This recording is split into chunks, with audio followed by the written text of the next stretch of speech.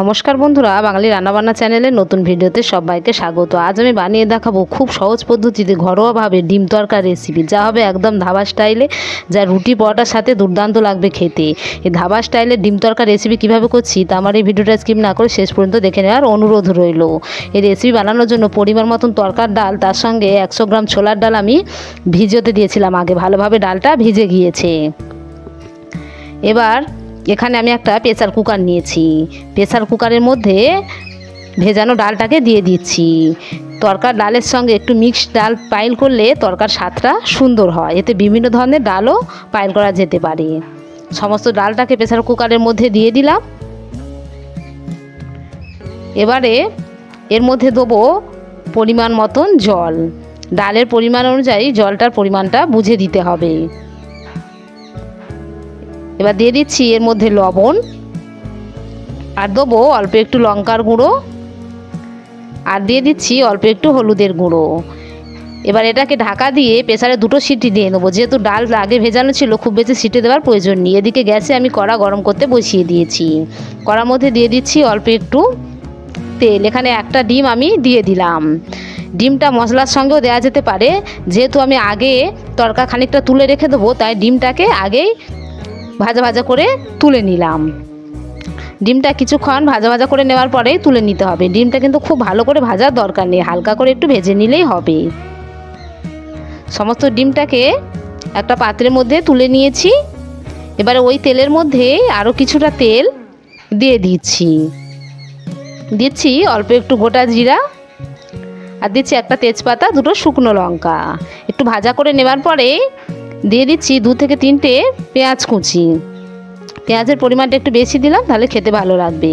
এবার পেঁয়াজটাকে কিছুক্ষণ এইভাবে ভাজা ভাজা করে নেব। এই ডিম তরকা অবশ্যই প্রত্যেকে একবার বানাবেন, কেমন হয়েছে কমেন্টে লিখে জানাবেন। সত্যি অপূর্ব হয় খেতে, আমি বাড়িতে বানিয়েছি, তারপরে ভিডিওটা আপনাদের সঙ্গে শেয়ার করছি। ভালোভাবে পেঁয়াজটাকে ভাজা করে নেওয়ার পরে দিয়ে দিচ্ছি 1 চামচ আদা রসুন বাটা।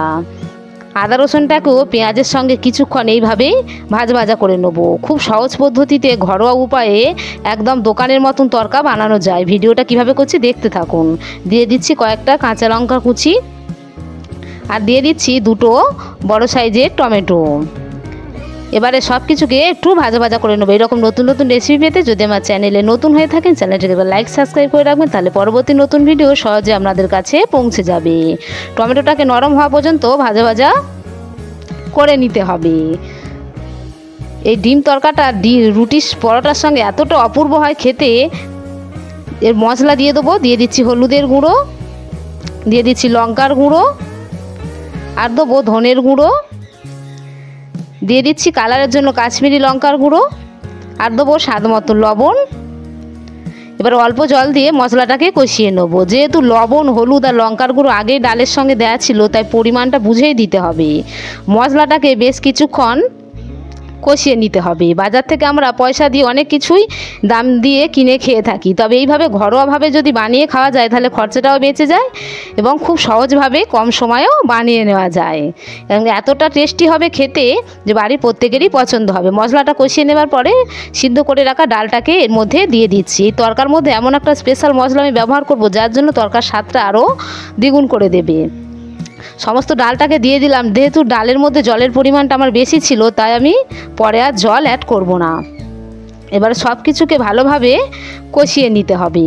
ডালটাকে এমনভাবে সিদ্ধ করেছি একদম কিন্তু গলে যায়নি, একটু গোটা গোটা ভাব আছে, তাহলে মুখে পড়লে খেতেও সুন্দর হবে।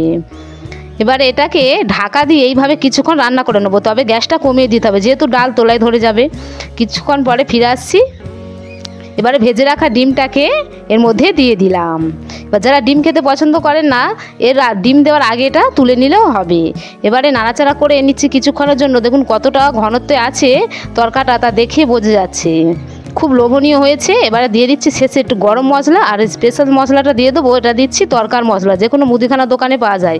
এই তরকার রেসিপিতে তরকার মশলাটা ব্যবহার করলে স্বাদটাকে আরও অপূর্ব করে তোলে। এবার ভালোভাবে নাড়িয়ে চাড়িয়ে মশলাটাকে মিশিয়ে নিচ্ছি। এর থেকে বেশি ঘন আর করব না। তরকা একদম রেডি হয়ে গিয়েছে। গ্যাসটাকে বন্ধ করে একটা পাত্রের মধ্যে পরিবেশন করে দেখাচ্ছি। দেখুন হয়ে গিয়েছে আমার ডিম তরকার রেসিপি। ফিরে আসছি পরবর্তী নতুন ভিডিও নিয়ে। ততক্ষণের জন্য প্রত্যেকে ভালো থাকবেন।